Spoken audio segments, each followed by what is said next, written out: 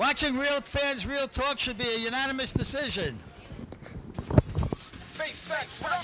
RealFansRealTalk.com, where orthodontist Trip Yung and intern Tom for the white and black fans, Asia to Manhattan. I get all my facts from my bro Mark the Statsman. If you're not tuned in, I recommend the CAT scan. And if your brain checks out, then you deserve a backhand. Sports, gossip, all the hot topics. RealFansRealTalk.com got it. They got the hottest bloggers. Is Jeremy Lin hurt? Well, log on to the site and you can hear it from them first. I'm talking about the latest. I'm talking about the greatest. Go check out the archives. Even tell a neighbor. Tell them Bobby sent ya. From spring to winter, tuning in should be the only thing on your agenda. Certified cosign, you know what I'm about, son. RealFansRealTalk.com. I'm out one.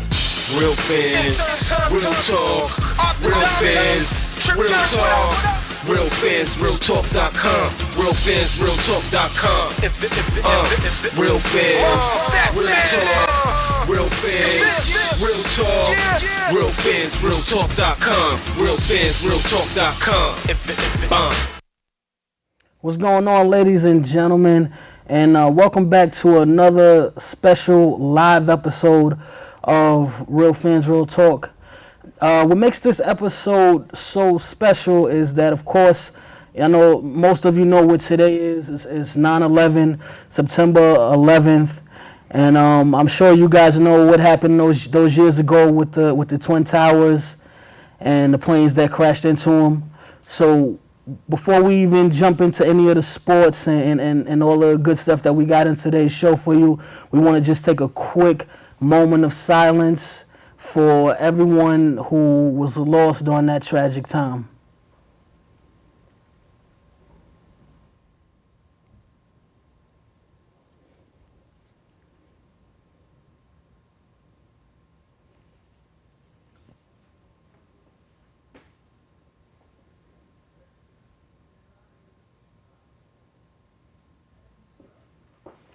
All right. Welcome back. Again, that was our moment of silence dedicated to all those that were lost in that tragic event. Of course, I'm Trip Yung, and sitting across from me is the man, Mark the Statman Skevich. One and only Mark the Statman Skevich here on this sad day in history, but we have a lot of great sport topics to talk about today.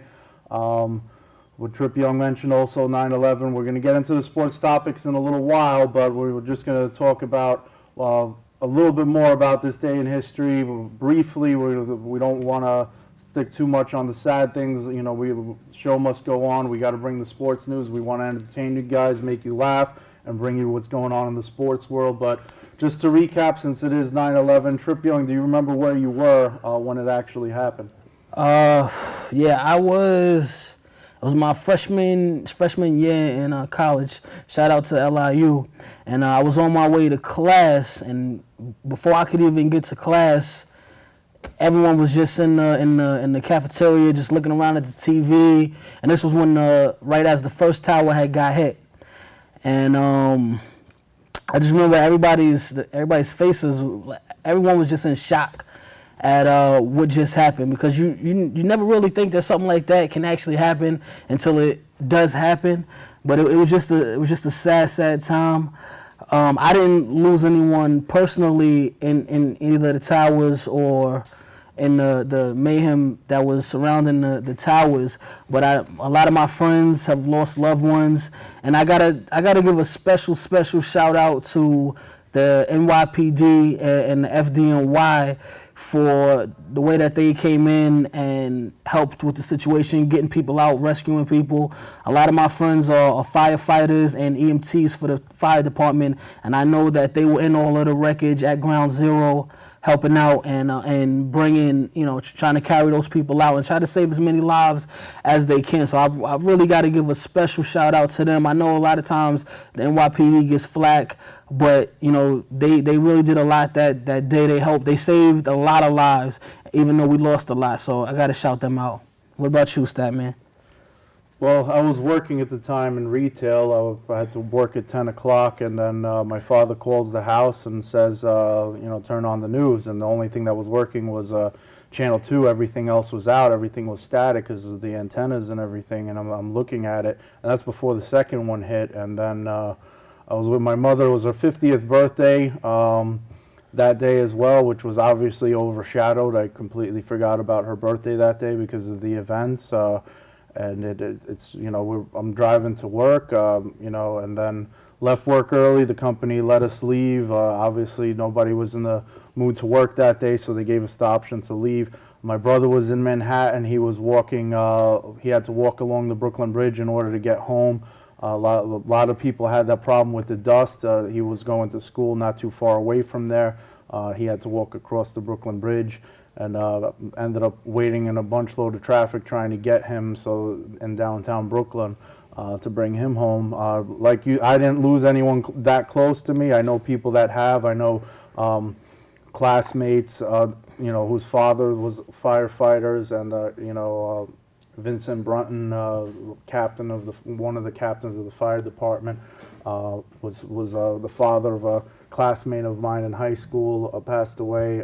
Shout out to the firefighters and NYPD once again for their heroic job and coming together and trying to save as many people as possible. And we all did come together after that tragic event. And the speeches out there were to move on and leave, keep things going. But I mean, it was a tragic event, and it affected a lot of people, mentally, emotionally, and it's something we won't forget. We go on with our lives, but it's always there. We won't forget it, and it was a sad day in history, but we will end up having to move on. So.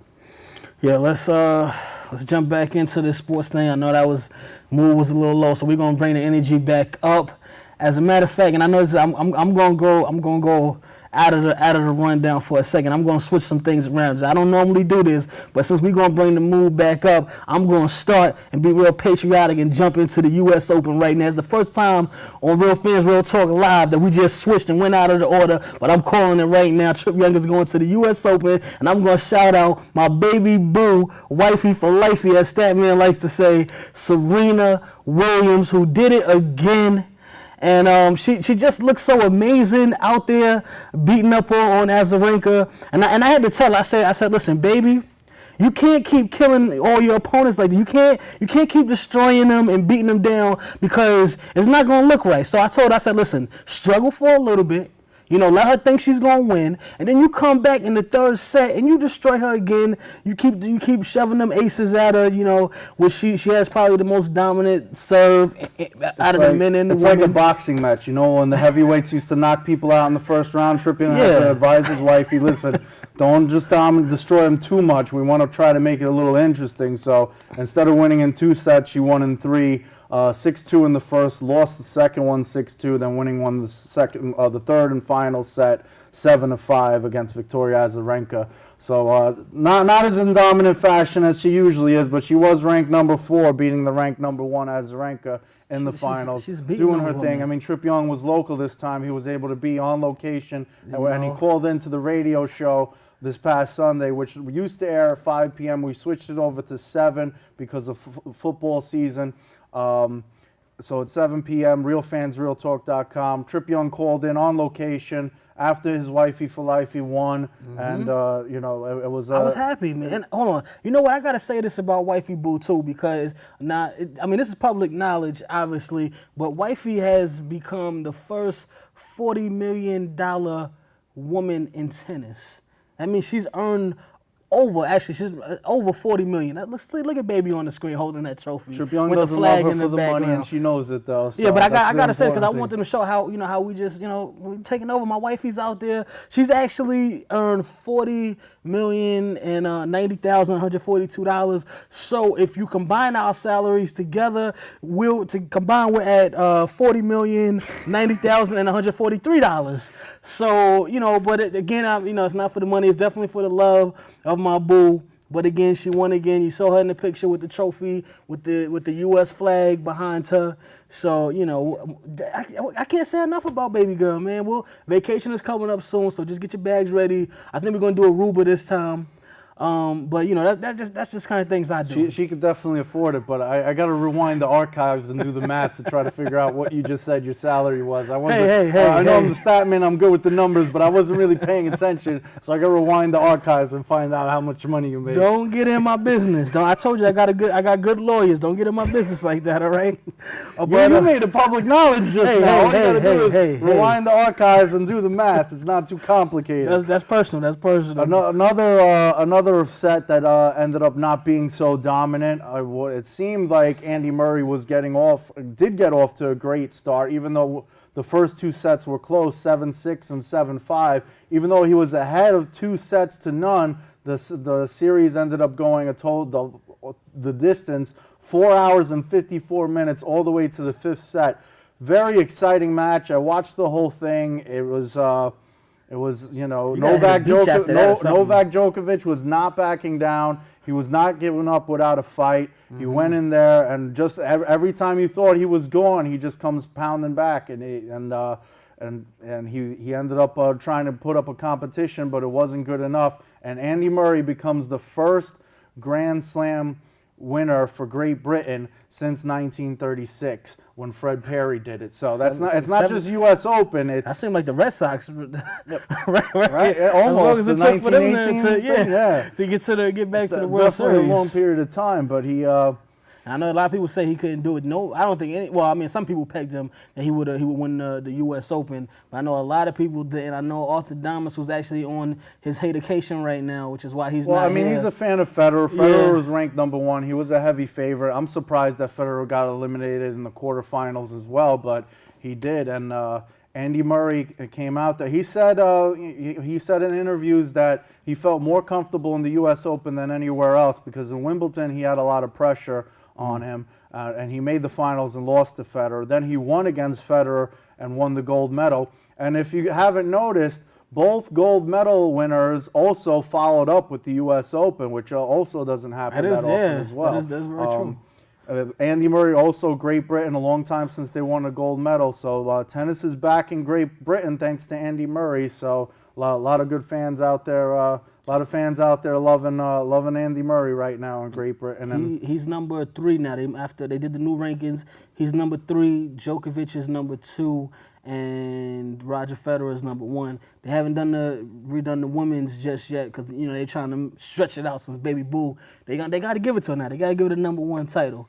I don't think she's going to jump all the way to number 1. I don't think it works that way, but she should be moving up in the rankings, though. Yeah. But getting back to my favorite sport and Trip Young's favorite sport, Are you ready for some football? Monday Night Football was last night. We had a couple of games. The first game, Trip Young's Baltimore Ravens laying the smackdown upon their opponent. Yes. And Cincinnati did not stand a chance in that game. It was a major blowout. Total final score 44-13, and then the second game a little bit more interesting. A lot of field goals going on in that game as San Diego beat Oakland by a score of 22-14, which was actually one of the 2 picks that me and Trip Young disagreed with last week when we picked our picks NFL week picks. So I got 10 out of 16 right. Trip Young got 8 out of 16 right. And he got those because he copied off of the Statman. But the great minds do think alike sometimes. The 2 that we disagreed with, I ended up getting right. I picked the Vikings. And that was the other one that we disagreed on. The Vikings against... who did you pick again, Trip Young there? I'm drawing a little blank on this one. And we are live, so we can't cut out of the Statman making mistakes every now and then. But... yeah, I picked the Vikings, and we got the... And I picked the Jaguars. Yeah, it was actually... I mean, the game actually went to overtime, so it could have went either way. They definitely played a good game. Maurice Jones-Drew, he looked good out there for having not been in training camp and not been in preseason. Blaine Gabbert actually played a pretty decent game. Adrian Peterson, he's looking like he's gonna have another one of those years. I don't think that that injury has affected him too much, especially the way he played. I think he's just only gonna get better during the season as he gets healthier. So, But either way, it was a good game. It was a final score of 26-23. It was a close one, and we both knew it could have went either way. Those were the two closest picks. Everything else out there, we kind of picked the favorites, and most of them went right. A couple of big upsets that went down. The New Orleans Saints got beat by the Washington Redskins. It seemed like it was going to be more of a blowout. Then they got within 8 but couldn't get it done. The final score was 40-32. RG3 doing his thing in his rookie debut, and this brings us to our next segment where we're reviewing the top 2 NFL draft picks from last year. Andrew Luck obviously being expected to do major things. People saying things like he's the next John Elway. I wasn't buying it. I'm still not a believer in it. A lot of other people feel that might be the case, but I don't think so. RG3, 320 yards with 2 touchdowns, 19 of 26, so he had the accuracy going. Mm-hmm. Andrew Luck, on the other hand, also RG3 for some rushing yards as well. Andrew Luck, on the other hand, not so much. He got the yards in there with 309 yards, 23 for 53.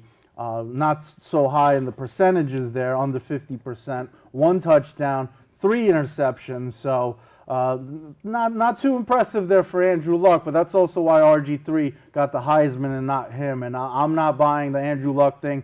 He went up against the Bears. The Bears have a great defense. Mm-hmm. I think he'll shine against defenses that aren't that strong, but he's not going to be a contender in this league against tough defenses. Which is what I've been trying to say. Not to say that he's a bad player. A lot of people say, because I make certain comments like he's a bum, like with a little bit of an over exaggeration. It's not like I think he sucks. I just don't believe he's the next John Elway like other people make it out to seem. And other people in the Real Fans, Real Talk crew, not naming any names, Arthur but saying that.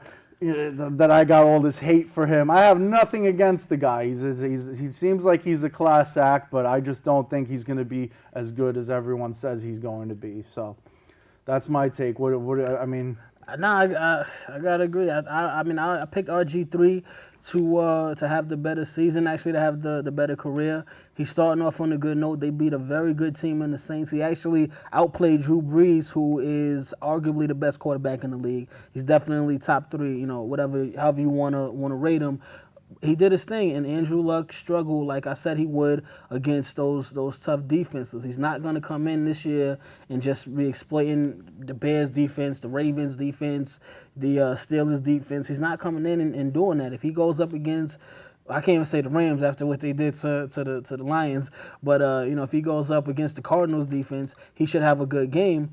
But when you're playing those top 7, top 8 defenses, he's not going to be throwing for 400 yards and 3 touchdowns. That's not happening. So a lot of surprises out there. Speaking of that Lions game, Stafford from throwing 3 or 4 interceptions in the first half alone. Yeah. The one that in the Real Fans Real Talk group, not naming any names, Arthur saying that he's better than Eli Manning, more elite than Eli Manning after having 1 good season, then comes out and throws a bunch of interceptions in the first half. It was a back and forth game as well. It was very interesting. Final score 27-23. But it was Stafford gets a 5-yard touchdown pass to Smith, his running back. With about 10 seconds left to go in the game as they were down by 3. Very exciting game to watch. A lot of exciting games, a lot of He did get me 30 fantasy points, though, because I got that bonus for him throwing over 350 yards. So from that aspect, you did good, Stafford. But next week, I need you to cut down on the interceptions and get some more touchdowns in, because I took a loss this week in the fantasy league, and I'm not happy about it. So I need you to rebound for me next week.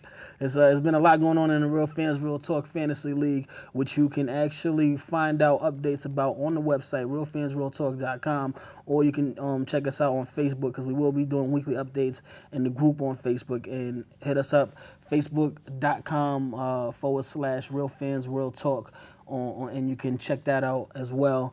There's been a lot of smack talking going on around the league.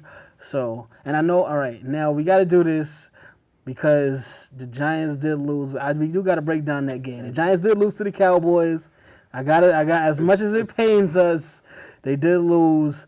And we talked a lot of smack last week, especially to the guys in the programming booth that are Cowboys fans. So I gotta give the Cowboys their credit. Yes, you outplayed the Giants in Week 1 of the regular season.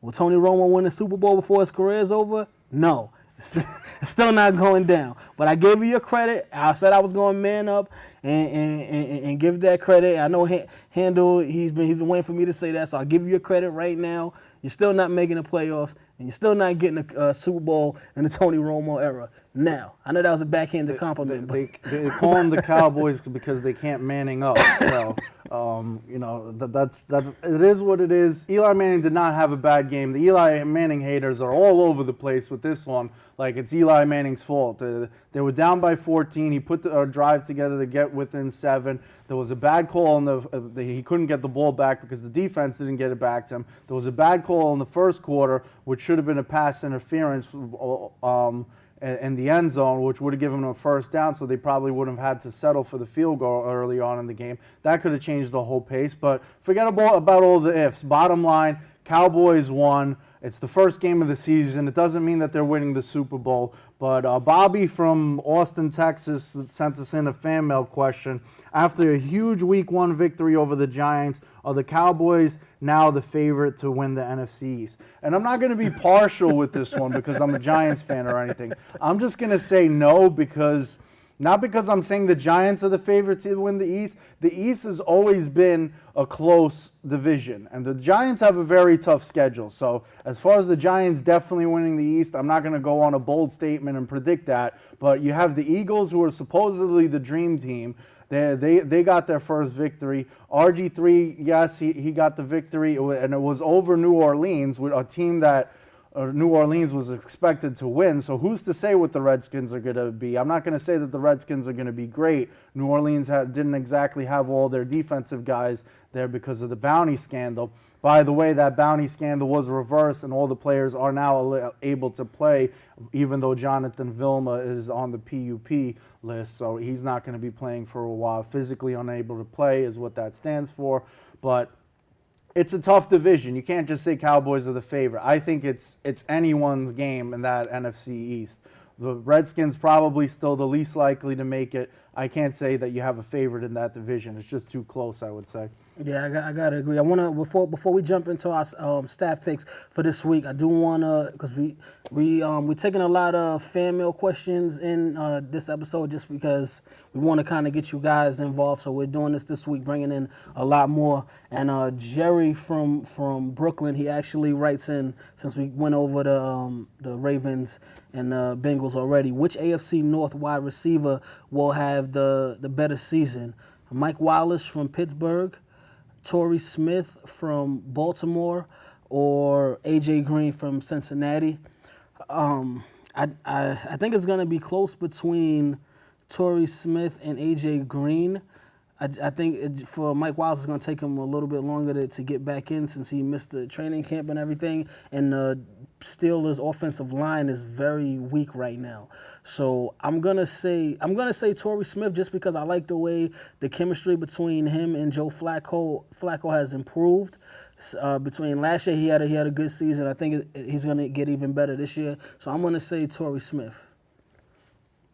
I mean, I could see it go either way. I mean, I see your point with Mike Wallace and not being in training camp, but he's still Ben Roethlisberger's favorite receiver. The offensive line, I see your point, and it's a good point. I still think Mike Wallace, but it's close either way. I mean, Ray Rice kind of holds that. Flacco's probably going to have a better season than he had last year, but Ray Rice, the fact that they have this strong running game, it's a good possibility. You're right on that one. I think it's a toss-up between either of them, but I'm going to go with Mike Wallace on that one. If the Steelers' offensive line wasn't so banged up, I might give it to him. But they just lost their first-round draft pick in preseason he's done for this season, and they were already having offensive line issues. That's really why I say if it wasn't for that, I would pick Mike Wallace, but I don't see Ben Roethlisberger really having that crazy of a year because he's not getting that protection, and he is a quarterback that will go down every so often. So if they're not protecting him, he can get hurt out there, miss a couple of games during the season, which would have an effect on Mike Wallace's numbers, because usually when the backups come in, for some reason when the backup quarterbacks come in, they don't seem to throw to the same targets as the number one quarterback. They find a chemistry with another receiver, so I'm gonna have to give it to Torrey Smith. But let's jump into those staff picks. Well, before we do that, though, I just want to mention to you guys, we do this thing called Shot for Shot, when we normally have our 3 co-hosts, and we also get the fan mail questions. A lot of those Shot for Shot questions are fan mail questions. So if you would like to send your fan mail questions so we could broadcast them on the air, it's fanmail@realfansrealtalk.com is our email address. You could send it to us on Twitter @realfantalk. Also, our individual email addresses, individual Twitter addresses, all our contact information is on the realfansrealtalk.com website under the contact section of the page. Also, if you like us on Facebook, you'll get some updates as well as sports-related photos, other sometimes funny photos, sometimes little stats, little comments. It's facebook.com/realfansrealtalk. It also gives you the updates of when we run special episodes, but we do air live every Tuesday from 5:30 to 6:30 p.m. Eastern Standard Time right here on BronxNet. Also on the realfansrealtalk.com website, we have our YouTube videos for all our previous episodes as well as our previous radio episodes. And our radio show airs live at 7 p.m. Eastern Standard Time every Sunday during the course of football season. We do change the time, so when we do change the time, we post it on that Facebook site and on the site. So if you want to keep in touch with us, make sure you follow us on the realfansrealtalk.com website and like us on Facebook as well. So now, with that being said, it's time for the Week 2 staff picks between Trip Yung and myself. And I'll start it off with the oldest rivalry in football, the Bears against the Packers. Now, the Packers are home, and they just came off of a loss against the San Francisco 49ers. And I'm going to have to go with the Packers on this one. I still think they're one of the best teams in the league. They lost to the 49ers, who I think is the favorite in the league right now. So it was, even though I picked the Packers last week because they were home and the Bears are going to be a close opponent as well, I'm going to have to go with the Packers on this one. I got to go with the Packers too. I can't see them losing in back-to-back weeks at home. And they got the Bears number. They've had the Bears number for like the past 2-3 seasons. So I'm going with the Packers on this one. We got the Buccaneers at the Giants. Of course, I'm taking the Giants on this one. The Giants are definitely not going to losing in back-to-back weeks, and they're going to be home, so they're gonna be very motivated to win this week after they took that bad loss last week to the Cowboys. I think, it's almost pointless to be asking me because I'm a Giants fan and I pick them almost every week. But honestly, though, it's the Buccaneers. I know they won last week. They beat Carolina, not much competition. Cowboys are a lot bigger of a competitor than the Tampa Bay Buccaneers are, so I think the Giants will definitely be able to come out with their first W of the season. So I got the Giants as well. Next one is the Raiders and the Dolphins. This one, I'm going to actually pick the Raiders on this one. They both lost in week 1. I think the Raiders have the more talented team. I think the Dolphins probably finished with 3 wins this season. They could probably pull this one off. It's another coin toss, but I'm going to go with the Raiders on this one. Yo, I got to go with the Raiders again, man. Darren McFadden is hot right now. He came up with 111 all-purpose yards last night, as a matter of fact. So I got to go with the Raiders. The Dolphins have not shown me anything just yet, and they let 3 wins is probably an overstatement. Yeah, like they let Brandon Marshall go, who had a crazy year for them. Like they've definitely gotten worse from last season. So I'm going with the Raiders. Rookie quarterback Tannehill, which was a 3rd-round pick, it was horrible in his debut.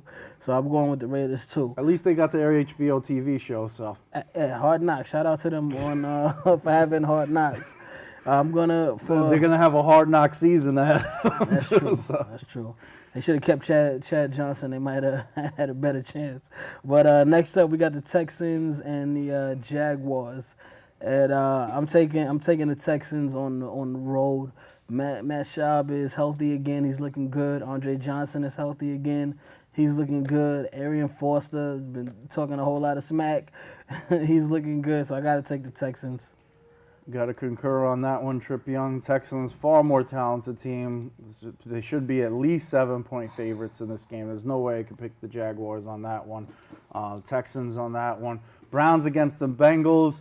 Division rivalry. Cincinnati versus Cleveland. Both in Ohio. Big rivalry there as well. Bengals have been better for a while. And I'm sorry, Cleveland. You don't have a team in any sport, really.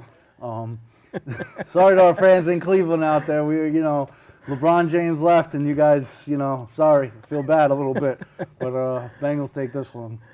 Yeah, I gotta, dang man, I gotta go with the Bengals too, and I hate it because I'm a big Alabama fan, and Trent Richardson, I'm sorry you had to get drafted by the Browns, but you're not making any noise this season, so I'm going with the Bengals. Next, we got the Chiefs on the road to take on the Bills, who just lost their lead running back, Fred Davis. He's going to be out for 3 to 4 weeks. Even though C.J. Spiller actually had a really good game replacing him this week, but Ryan Fitzpatrick was horrible. That Ivy League education did not help him stop throwing interceptions against the Jets as they got manhandled, and the Jets put up, what was it, the 48 points on them? Something like 38, 48 to 28. Yeah, 48 to 28. The Jets did this to them. Yeah, I'm not going to say anything bad about the Jets. I'm not going to even go there because the Jets are very good. I said the preseason means nothing. I picked the Jets last week.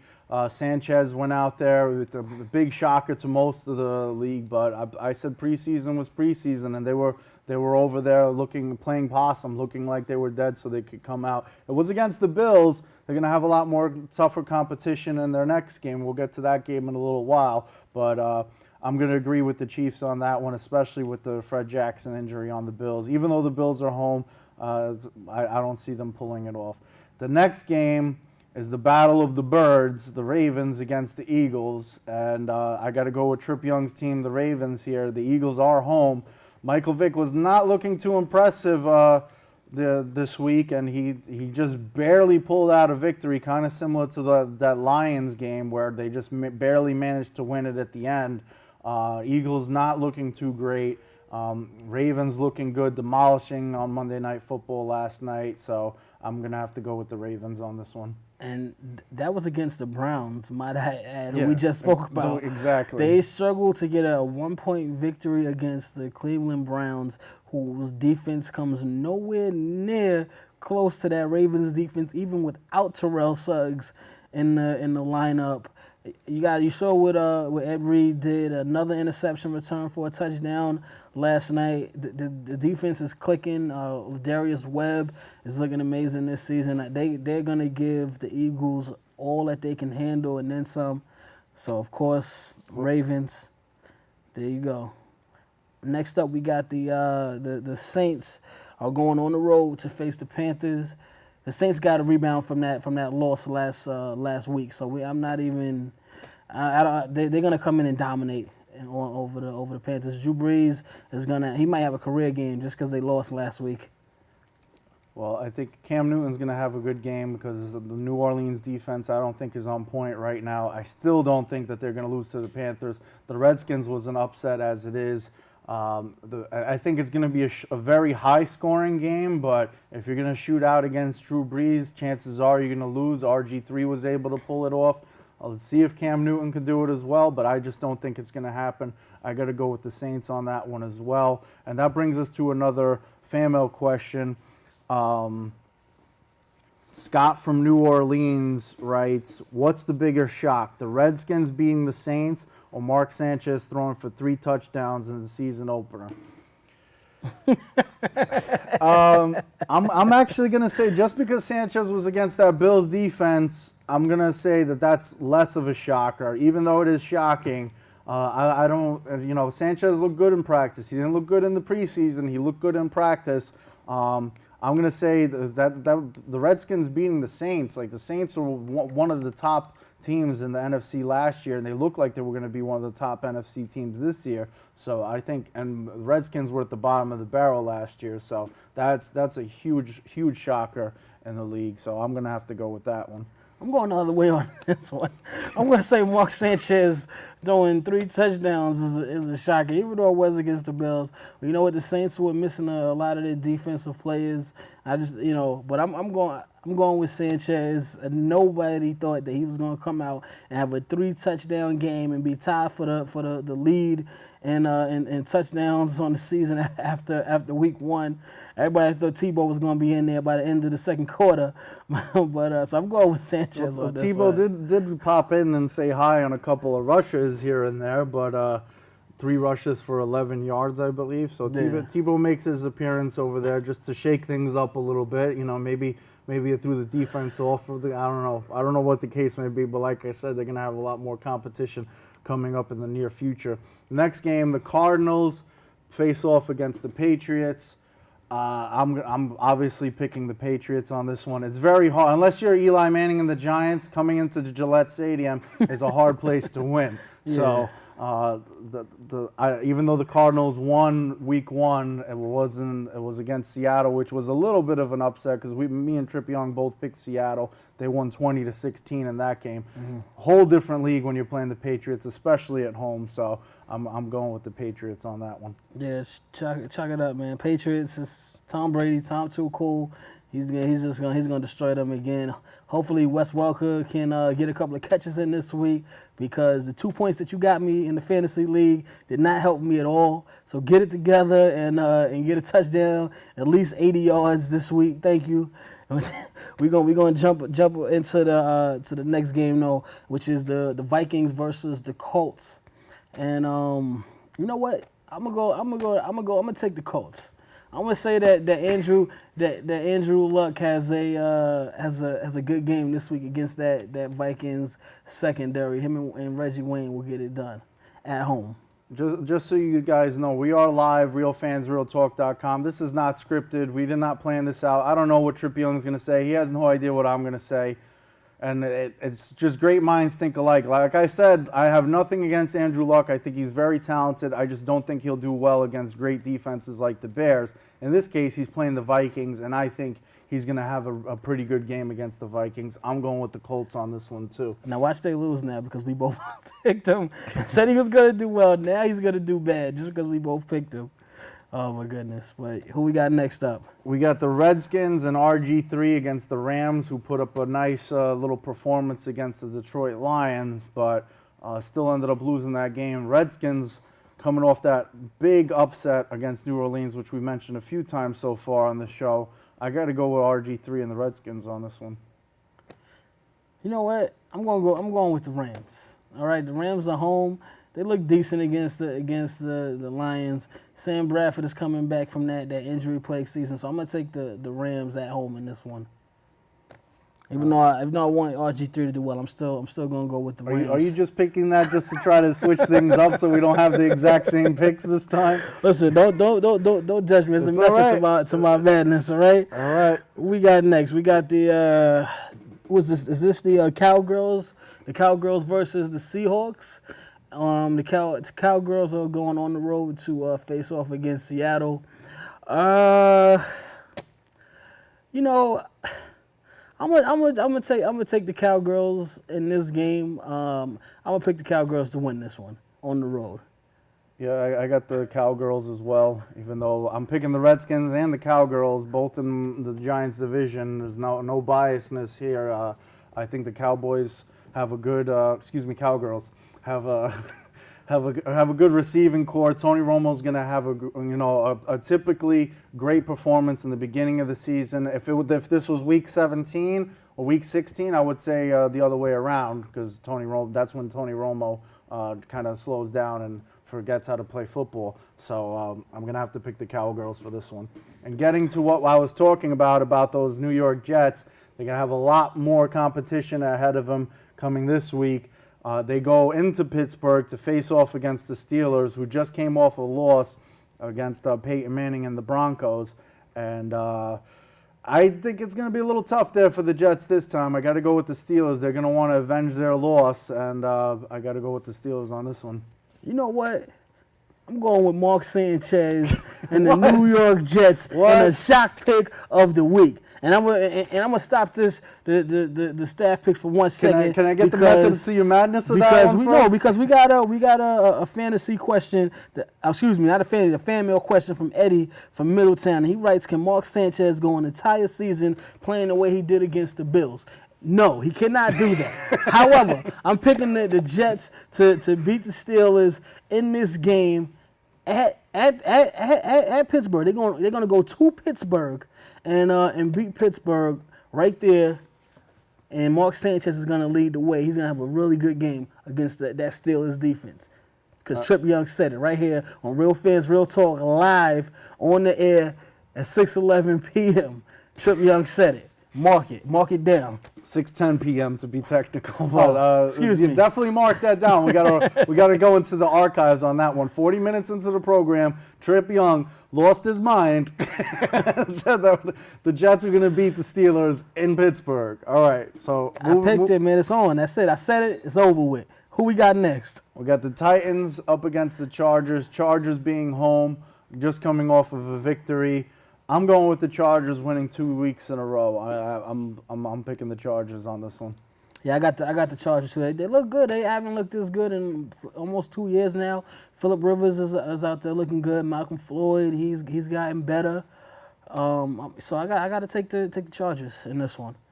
And then of course we got the Lions versus the 49ers, who looked amazing this week against the Packers. It kind of sucks for me now because I really don't want Matthew Stafford going up against this 49ers defense after what went down. Your backup quarterback is Eli Manning. I would start him. I think I'm gonna have to go with Eli Manning starting this week against the Buccaneers. But I'm taking the 49ers at home in this game. They're dominating on both ends of the football. Randy Moss is looking good. Like I said, he was gonna look good out there. And Michael Crabtree, he's looking good out there. Alex Smith is doing what he needs to do. And that defense is great. They got one of the best defenses, if not the best defense in the league. So I'm going with the 49ers. Yeah, I'm going to have to agree with Trip Yung on that one. I'm pretty much picking the 49ers to not lose more than 2 games this season, if they even lose 2. I think the 49ers, the team looks unstoppable. They're a great defense. They made some additions on the offense. And I just think the 49ers are going to be a force to be reckoned with this season. I got to pick them on that one. Our last game, we have other sports topics as well. I know we spent a lot of time on football, but it is week 1. It was week 1. Football is back. We're excited about it. But the last game for the picks of week 2, Peyton Manning and the Denver Broncos go up against the Atlanta Falcons in Atlanta. Matty Ice and the Falcons. I'm gonna have to say Peyton Manning and the Broncos. He looked very impressive in that first game, upsetting the Steelers. We talked about it last week. They were at home in Denver, so that does have a lot. The home field advantage in Denver. We talked about it before with the altitude, how opposing teams tend to run out of breath because they're not used to playing in Denver, the mile-high stadium and everything. So that could have been a factor as well, but. Broncos are playing in Atlanta, but I still got to pick the Broncos over this one and this one. So I'm going opposite direction on that one. I'm taking the Falcons to win it at home. Matt Ryan, he's starting off the season looking really good. Julio Jones is looking amazing with his 2 touchdown catches in week 1. My goodness, Roddy White is out there. I'm going with the Falcons at home. I just think the Broncos defense is a little bit more impressive than than what Atlanta went up against with Kansas City defense before. So I mean, Matty Ice, the offense in Atlanta is known as one of the best offenses in the league last year, and they're most likely going to be one of the best offenses in the league this year as well. But lot tougher defense that they got to go up with against the Broncos, and of course Peyton Manning, one of the best to ever do it. Leading the Broncos, so it's a close one. It could go either way on that one, but that's the last of our week 2 picks. And as I always say to you gamblers out there, bet what your head, not what your hate. Like not saying any names, Arthur Damas. So with that being said, we have this day, a segment that we do, This Day in Sports History. Obviously, this day in history is a very sad event, but we did have a lot of historic moments in sports that happened on this day as well. Starting with in 1956, one of the most famous Yankees of all time, the Yankees catcher Yogi Berra tied the home run record for catchers with 236. So shout out to Yogi Berra and the Yankees for one of the many historic moments in Yankees history. Yep. Then we got 1983. Franco Harris becomes the third NFL player to rush for 11,000 yards. And you see Mr. Harris on the field right there. That's big. Third all time to rush for 11,000. Well, the third player at the time, but yeah. It's in 1985, Pete Rose let him in. That's what I have to say when it comes to Pete Rose. Let him in. He deserves to be in that Hall of Fame. But continuing on, 1985, in this day in sports history, Pete Rose gets his career hit 41-92 off Eric Snow of the San Diego Padres, passing Ty Cobb for the record. He got the record there, and he went a lot further with it as well. But even though Derek Jeter's going to beat it eventually, it's going to take some time. Derek Jeter's on pace to beat it. Pete Rose, let him in. That's how I feel. Yeah, definitely. It's about that time to let him in. And like you said, Derek Jeter is coming for that.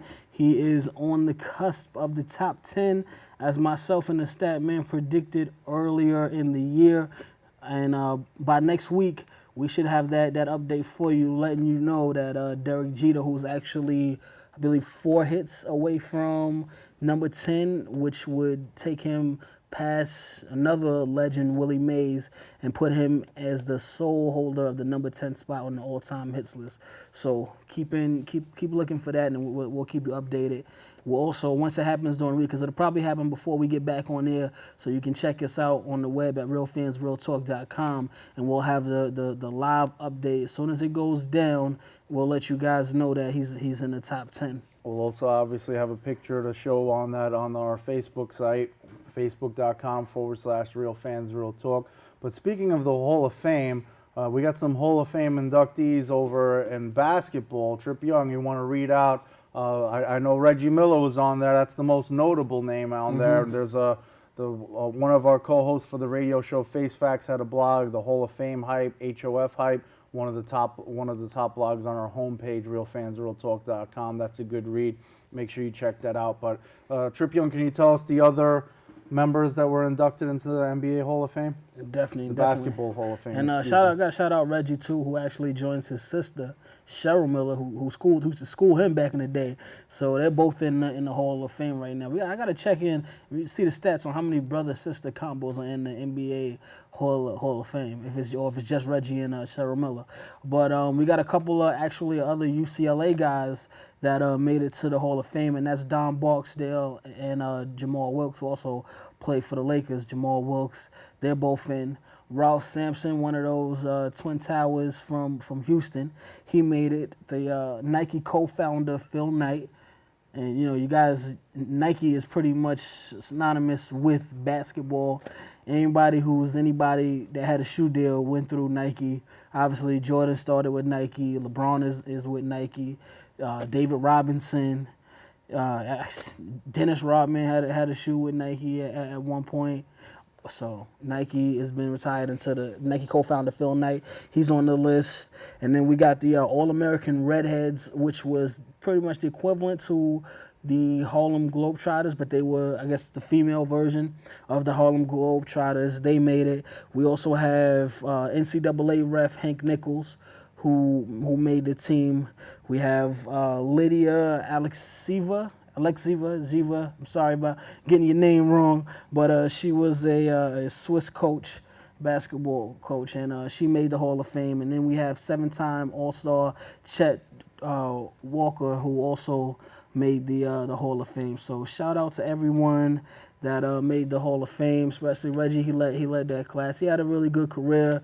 He was famous for going at it with Spike Lee, and the whole choke thing with the Knicks started that whole rivalry. Don't remind me about that. I'm trying to block that out from my memory of Knicks history right there. It's always going to be there.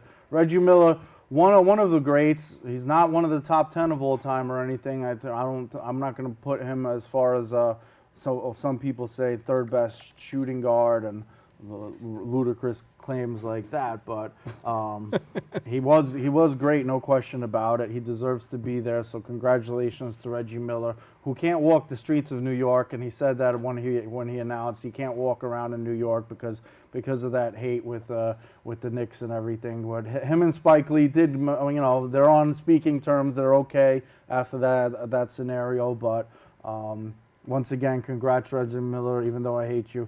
Well, listen, getting back to baseball. It was you writing those letters to him, wasn't it? we got some boxing news though. We got to jump into. There was a fight that went down this weekend. Bad Chad Dawson versus Andre Ward. I got to correct you. There wasn't a fight this past weekend. Okay. There was a beating this past weekend. Yeah, correct. Andre Ward demolished Yeah. Chad Dawson. It was not even a contest. I believe the third round, Dawson was showing some signs of life. That's probably the only one that he probably won on points. And it was just a beating. And Dawson had to go down in weight class. And a lot of times what these boxers do, they sit in the sauna, they drop that water weight. Not exactly the healthiest way to drop the weight, so probably affected his stamina. But he looked nothing like the Chad Dawson we were used to seeing. Ward had his number pretty much all day. There was another fight in the heavyweight division, Vitali Klitschko, who won against Char. A fourth round TKO because of a bad cut. And Klitschko, heavyweight division, isn't really that glamorized anymore because he's been pretty much the heavyweight leader for a long time. He hasn't lost a fight in the heavyweight division since 2003 against Lennox Lewis. And Lennox Lewis and everything before, that's when the heavyweight division was the main attraction. It's not the main attraction anymore with the Floyd Mayweather-Pacquiao drama, and everybody who they fight is the big fight. But Klitschko, he said it's his farewell fight. The only person that could probably beat him is his brother, and they're not going to be fighting each other, as we talked about on the RealFansRealTalk.com radio show with Face Facts. So shout out to Klitschko. Heavyweight title is going to be vacant unless he changes his mind on the retirement. So the Statman's going to try to go for that soon. So don't worry about it. I'll make the heavyweight division a little bit more exciting as the Fully Fit Fighter Fitness Face-Off, which is on the RealFansRealTalk.com website, switches from MMA to boxing. I'm going to be having former champion boxer train me. We're going to get the details to you next week. Probably have him on the show. So going to be switching that MMA training to boxing training. It should be very interesting. So make sure you check us out next week to get more details on that. Live every Tuesday, 5:30 p.m. to 6:30 p.m. Eastern Standard Time on BronxNet Television. So. Now, since the Statman is gonna be boxing, I just gotta remind you guys. I know you guys that watch Martin. The episode where Martin actually is crazy enough to step into the ring with Tommy Hearns and the after effects of that boxing match. That might be the Statman, so you guys should get a good look at the Statman now, and just hope that once he gets into the ring. That'll be my opponent. Don't worry about me. I'll be all right. Don't count the Statman down. I'm gonna make sure I'm ready before I go in and turn pro. It's gonna take a couple of years, but I'm still young, as old as I am, so I'll get it done. Don't worry about it. I'll bring the heavyweight championship where it belongs. To the table, right? To the Real Fans, Real Talk. Exactly. Klitschko was over 40. He's still fighting. He's still champ. You know what I'm saying? So. He also was training in boxing his whole life. I know. his entire life. He didn't just pick it up when he was 38 and say, "I'm going to box." I'm not 38 either, so I'm not even close to it. So. But we got. Oh, I gotta actually make not a correction. I gotta make an addition. Katrina McClain who is a 2-time gold medalist, was also inducted into the Basketball Hall of Fame. So I got to add that in. Forgot to mention her earlier. But I know we talked earlier about the Saints bounty being banned, but I want to go, the ban being undone. I want to go a little bit more in depth in that, because basically what that means is Jonathan Vilma, Scott Fujita, and Anthony Hargrove, they can actually all come back and play, even though Vilma is injured right now, like you said earlier, on the PUP list. Once he's off the injury list, he can come back. Now, head coach Sean Payton and defensive coordinator Greg Williams, neither of them will be back. Their suspensions are still very much intact. Obviously, there was no way they were gonna go and send those two suspensions. Somebody's got to pay. But my question to you, Statman, is does this kind of take away from the bounty, them lifting the suspensions? Is it? I think they got the call right, because I said it from the beginning. If you're going to suspend the coaches, that's one thing. The coaches are telling the players how it is. The coach, that's your chief. That's almost like, in a sense, if you talk military, that's your commanding officer. What are you going to go? He tells you this is what it is, and you do it, and that's it. If they want to do a bounty, I mean, yeah, maybe the players should have ratted their coaches out or something, but who's going to do that, really, in real life? You're a player for the National Football League. You're going to say, no, your coach said this. No, it doesn't work that way. I mean, the rules were set because of the coaches. It's the coach's fault. There was no evidence that Vilma or any of the other guys, went and said that, went and purposely headhunted because of the bounty. The bounty was in place because of the coaches. They were wrong for doing it, and that's it. So that's the way I feel. So. How do you think the Saints season is going to end now? I don't think they're going to win a Super Bowl. I think their defense is still not put together. As you could see, as RG3 tore them apart. I don't think the Saints they might make the playoffs. They're not going to be as dominant as they were last year. Drew Brees is going to throw for over 5,000 yards. That's not going to affect his offense. And it is the year of the quarterback continues back-to-back years. I'm figuring you're going to have people throw for over 5,000 yards again, because of how I mentioned with the leniency on the roughing the quarterback isn't there at all. They're calling anything close to roughing the quarterback. They're calling, and then of course the defenseless receiver, which I mentioned on several occasions, double-edged swords for the defensive back. Do I hit him and knock the ball out, or do I let him catch the ball? So it's tough for defenses in the league for passing. So passing yards are still going to be there. They're still going to have a winning record. Don't think they're going to go far with that defense. It's going to take a while before they get that going. But before we go off the air, I mentioned before that on 9/11 it was my mother's 50th birthday, and I ended up forgetting. I didn't forget today. Happy birthday, Mama Skevich, Mama Statman, Mama Shushkevich, to be technical. Happy birthday to you. That's right. Happy birthday, Mama Statman. Woo! Ow! Also, my best friend Shane's birthday as well. A couple of the close people in my life's birthday on 9/11. So happy birthday to Shane as well. Happy birthday, Mama Skevich. Happy birthday, Shane. Just got to throw that out there as well.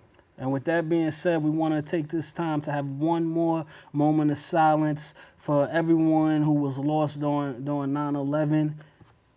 And we're going to take that right now. And we will see you guys next week, same time, right here on BronxNet Live.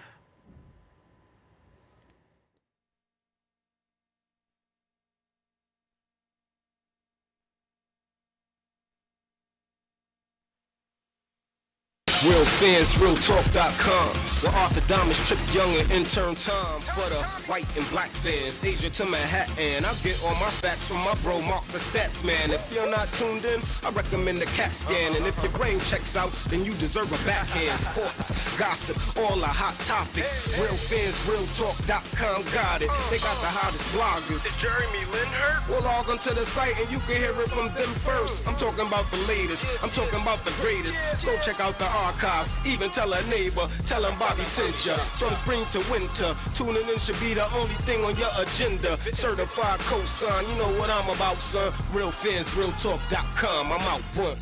Real fans, real talk, real fans, real talk. Real fans, realtalk.com. Real fans, realtalk.com. Real fans, real talk. Real fans, real talk. Real fans, realtalk.com. Real fans, realtalk.com.